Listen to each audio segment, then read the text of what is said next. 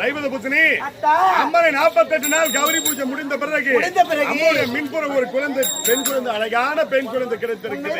இருந்தாலும் ஆலயத்தின் பின்புற இன்னொரு குழந்தை அழுது கொண்டு இருக்கிறது.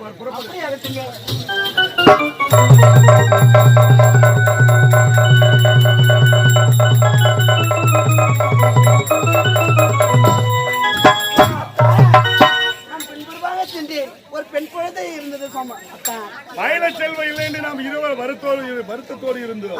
இருந்தாலும் முனிவர் சொல்லிய பிரகாரம் 48 நாள் கௌரி பூஜை முடிந்த பிறகு 2 பெண் குழந்தை கிடைத்திருக்கிறது. ஆலயத்து மின்புற ஒரு குழந்தை பின்புற ஒரு குழந்தை.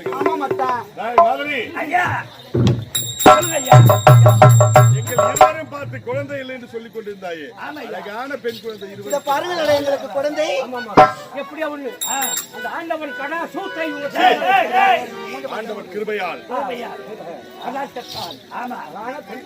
2 பெண் குழந்தை ஆலயத்தை மின்புற ஒரு குழந்தை பின்புற ஒரு குழந்தை இருக்குது.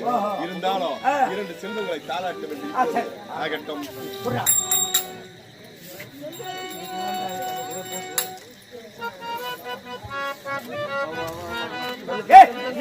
என்னடா பிடிக்கிறா?